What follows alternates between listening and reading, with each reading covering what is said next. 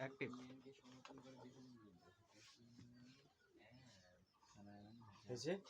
আমরা দেখি আমাদের খ নম্বর প্রশ্ন বলছি P of B intersection C নির্ণয় করে দেখাও যে 2n কে সমর্থন করে, যেখানে বি ইন্টারসেকশন সি এর মান উপাদান সংখ্যা হবে n। আচ্ছা, তাহলে আমরা আগে কি করব, বি এবং সির উপাদান আমাদের মানগুলো দেওয়া আছে কিনা সেটা লক্ষ্য করতে হবে। বি এবং সির দেওয়া আছে তালিকা, গঠন দেওয়া আছে, কি দেওয়া আছে গঠন, তালিকা করতে হবে। কি করতে হবে? আগে তালিকা করে তারপর আমাদের মানগুলা বের করতে হবে। তাহলে বি ইকুয়াল কি দেওয়া আছে বলো তো? বি ইকুয়াল আমরা লিখতে পারি, কি বলছে, x হচ্ছে মৌলিক সংখ্যা, x কি মৌলিক সংখ্যা, 11 হচ্ছে কি, এক্সটা কি হবে ছোট, তাহলে 11 হচ্ছে ছোট মৌলিক সংখ্যাগুলো কি কি বলো? 2 3 5 2 3 5 7 2 3 দিছি না, আচ্ছা ধরি 2 3 5 7 5 7 আর কিছু আছে না। এখন সিটা তালিকা করি। সি তালিকা করতে হলে দেখো বলছে 2 চেয়ে বড় হবে, 16 চেয়ে কি হবে ছোট, এক্সটা কি বিজোড় সংখ্যা, 2 চেয়ে বড় 16 চেয়ে ছোট বিজোড় সংখ্যা বলো 3 5 7 9 11 13 15, ঠিক আছে।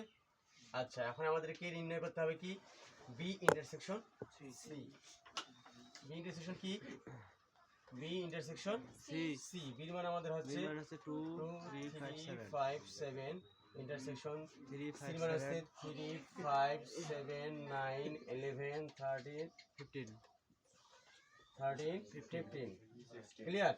আচ্ছা, ইন্টারসেকশন মানে কি? মিল। ইন্টারসেকশন মানে কি? এই উপাদানগুলো দেখো, এই উপাদানগুলো এখানে যেটার সাথে মিলবে সেই মানগুলো নিতে হবে, তাই না?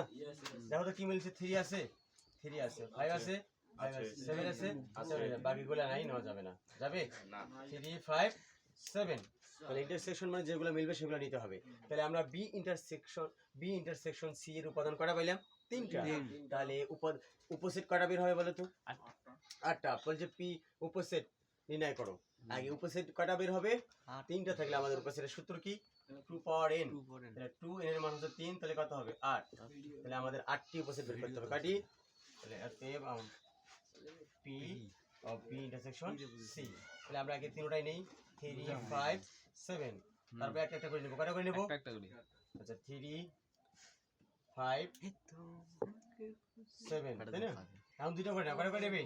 দুটো। 3 5 3 7, তারপরে 5 7, তারপরে তিনটা উপাদান নিতে হবে, 3 5 7, ঠিক আছে।